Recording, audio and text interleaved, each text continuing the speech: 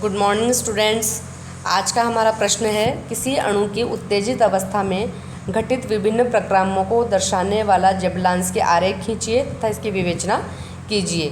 तो किसी भी अणु की उत्तेजित अवस्था में घटित विभिन्न प्रक्रमों को दर्शाने वाला जो जेबलांस्की आरेख है, इसकी चर्चा मैं आपसे पहले कर चुकी हूँ। यानी कि जेबलांस्की डायग्राम या जेबलांस्की आरेख क्या होता है? विभिन्न ऊर्जा अवस्थाओं और उनमें होने वाले विभिन्न परिवर्तनों को दर्शाने वाले आरेख को हम जेबलांस्की आरेख कहते हैं। ठीक है। तो माना कि प्रारंभ में सिस्टम ग्राउंड स्टेट यानी कि निम्नतम अवस्था S0 पर है।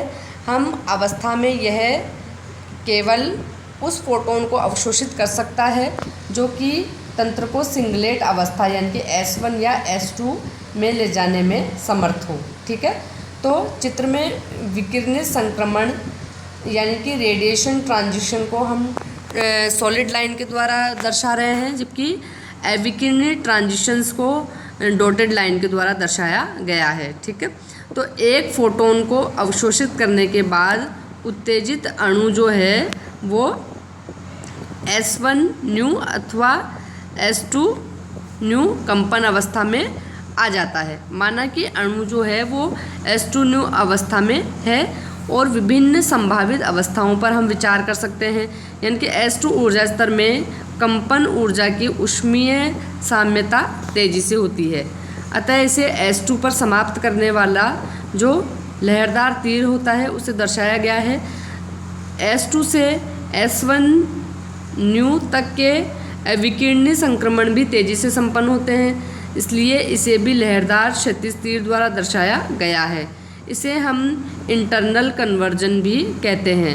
तो इस प्रक्रम में ऊर्जा में कोई परिवर्तन नहीं हुआ है, जबकि कंपन ऊर्जा की तुल्यता होने में कुछ ऊर्जा का ह्रास होना आवश्यक है। इसलिए इस अतिरिक्त ऊर्जा को संतुलित करने के लिए अथवा अधिक टक्करों का होना आवश्यक है। इसके बाद निम्नतम S1 अवस्था में पहुंचने के बाद अणु निम्नतम अवस्था S0 पर आएंगे। इसके लिए 3 संभावित पथ है।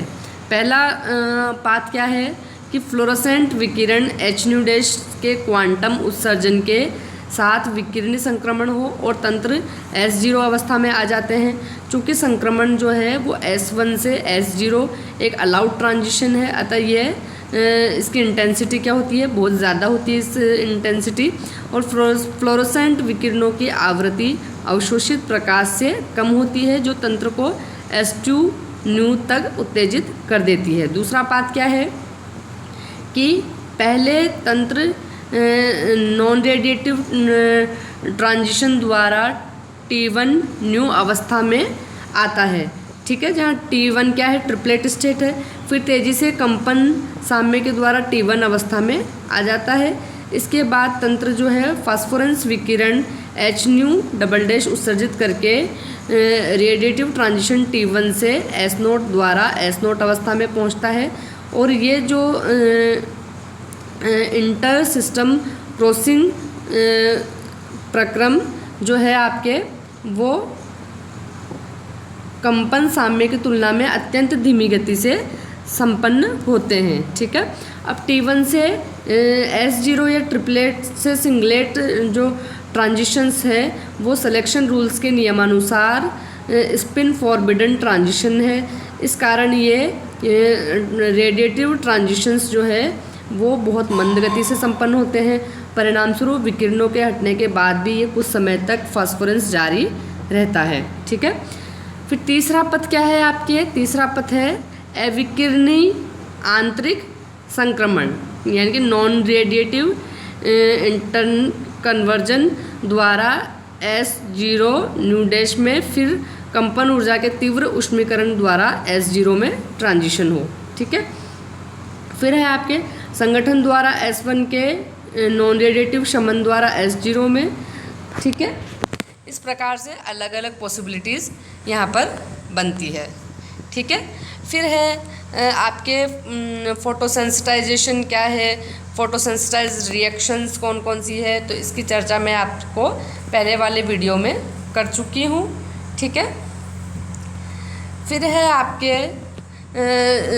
अनुचुंबकत्व, प्रतिचुंबकत्व और लोह चुंबकत्व।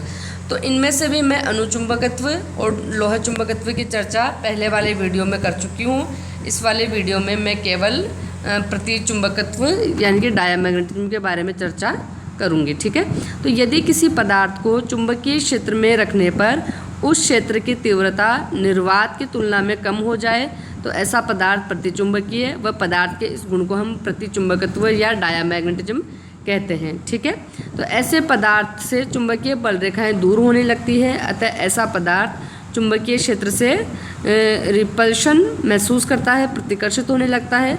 इस कारण से यदि ऐसे पदार्थ की एक छड़ को चुंबकीय क्षेत्र में मुक्त अवस्था में लटकाया जाता है तो वह चुंबकीय क्षेत्र से लंबवत दिशा में व्यवस्थित होने लगता है। ठीक है, यदि किसी कक्षक में दो अयुग्मित इलेक्ट्रॉन हो और उनका चक्रण जो है एक दूसरे के विपरीत दिशा में हो तो ऐसी स्थिति में एक इलेक्ट्रॉन द्वारा उत्पन्न किया हुआ मैग्नेटिक मोमेंट दूसरे इलेक्ट्रॉन द्वारा उत्पन्न किए गए मैग्नेटिक मोमेंट के द्वारा न्यूट्रलाइज हो जाता है, क्योंकि दोनों इलेक्ट्रॉन द्वारा उत्पन्न किए गए मैग्नेटिक मोमेंट एकदम समान और डायरेक्शन में एक दूसरे के बिल्कुल अपोजिट होते हैं। और हम जानते हैं कि मैग्नेटिक मोमेंट एक वेक्टर क्वांटिटी है, इसलिए ऐसे यौगिकों का जो ओवरऑल मैग्नेटिक मोमेंट होता है वो ज़ीरो हो जाता है और ऐसे पदार्थ जो है वो डायमैग्नेटिज्म शो करते हैं। ठीक है, अब प्रतिचुंबकत्व का जो गुण है वो प्रत्येक पदार्थ में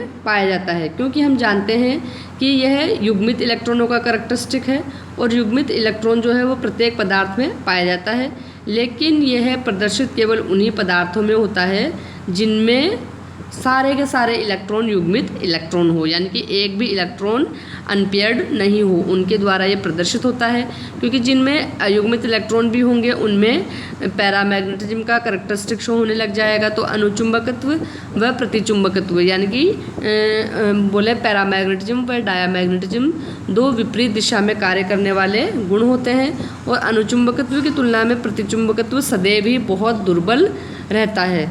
तो स्वाभाविक है कि ऐसी दशा में अणुचुंबकत्व की उपस्थिति में पदार्थ में प्रतिचुंबकत्व प्रदर्शित नहीं होगा, क्योंकि हम जानते हैं कि जो डायमैग्नेटिज्म यानी कि प्रतिचुंबकत्व प्रत्येक पदार्थ का करैक्टरिस्टिक होता है, प्रत्येक पदार्थ में ये पाया जाता है, लेकिन ये दिखाई केवल उनमें देता है जिनमें सारे के सारे इलेक्ट्रॉन युग्मित होते हैं। इसलिए हम बोलेंगे प्रतिचुंबकत्व बहुत दुर्बल होता है और यदि किसी भी पदार्थ में एक भी अयुग्मित इलेक्ट्रॉन होता है तो जो है वो पैरामैग्नेटिक करैक्टर जो होता है वो डायमैग्नेटिक करैक्टर पे डोमिनेंट होगा, यानी कि वो पदार्थ फिर अणुचुंबकत्व शो करेगा, प्रतिचुंबकत्व शो नहीं करेगा। ठीक है, तो प्रतिचुंबकत्व का जो गुण है वो ताप व चुंबकीय क्षेत्र की शक्ति H पर निर्भर नहीं करता है। ये ध्यान रखना है, प्रतिचुंबकत्व का जो गुण है वो टेम्परेचर डिपेंडेंट नहीं होता है, ना ही ये चुंबकीय क्षेत्र की शक्ति पर निर्भर करता है, जबकि अणुचुंबकत्व का जो गुण है वो टेम्परेचर डिपेंडेंट होता है,